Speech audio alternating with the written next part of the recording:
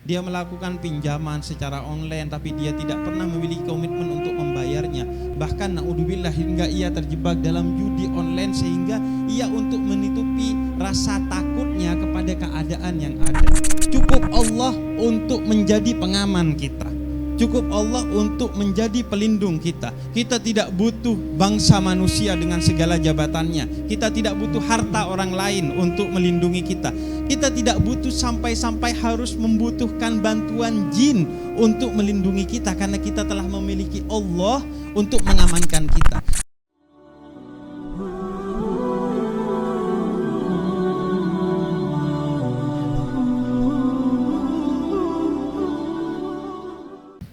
Ada orang yang takut kehilangan hartanya. Ada orang yang takut karena tidak mendapatkan pekerjaan. Ada orang yang takut karena jabatannya. Ada orang yang takut karena anak-anaknya. Ada orang yang takut karena ini dan itu. Ketakutan itu datang kepada kita bertubi-tubi.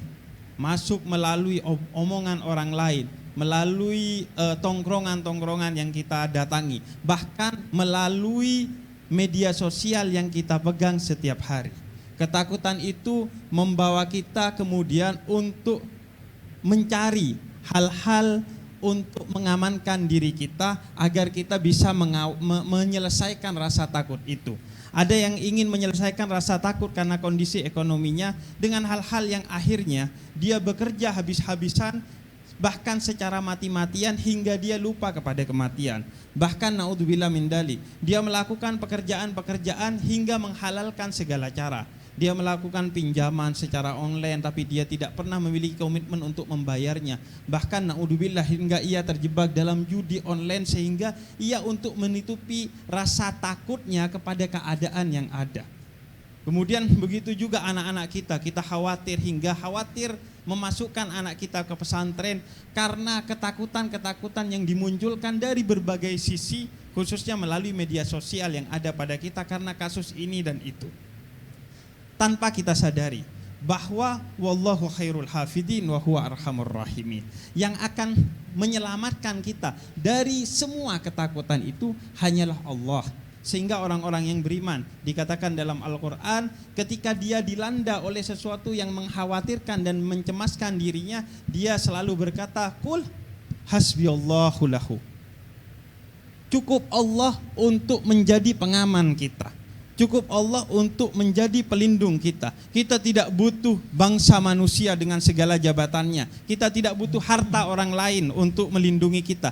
Kita tidak butuh sampai-sampai harus membutuhkan bantuan jin untuk melindungi kita, karena kita telah memiliki Allah untuk mengamankan kita. Dan itulah inti dari iman. Iman adalah sesuatu yang menyebabkan kita merasa aman dari segala ancaman yang ada di luar diri kita dan yang ada di dalam diri kita. Dan iman adalah sesuatu yang membuat kita memberikan rasa aman kepada orang yang ada di sekitar kita.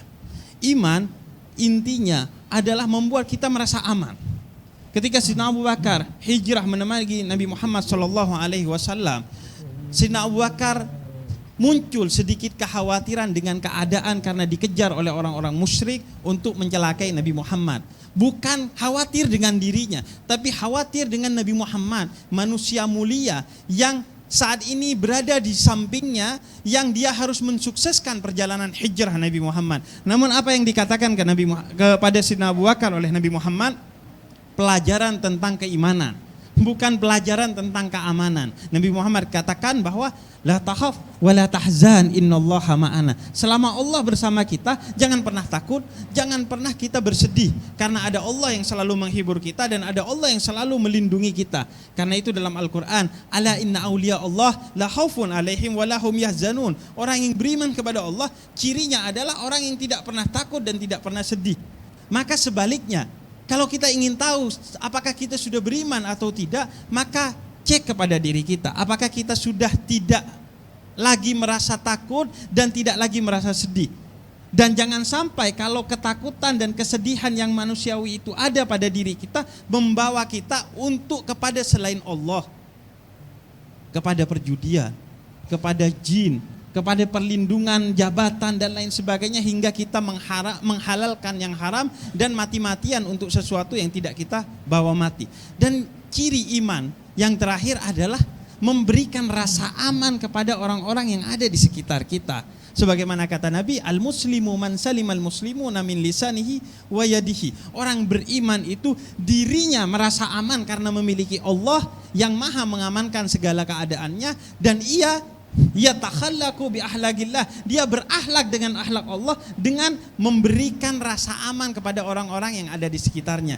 Ketika ada dia di grup WhatsApp isinya adalah hal-hal yang positif, bukan hal-hal yang menyedihkan, bukan berita-berita yang menakutkan, bukan keadaan-keadaan yang menimbulkan rasa pesimisme dan putus asa dalam diri kita.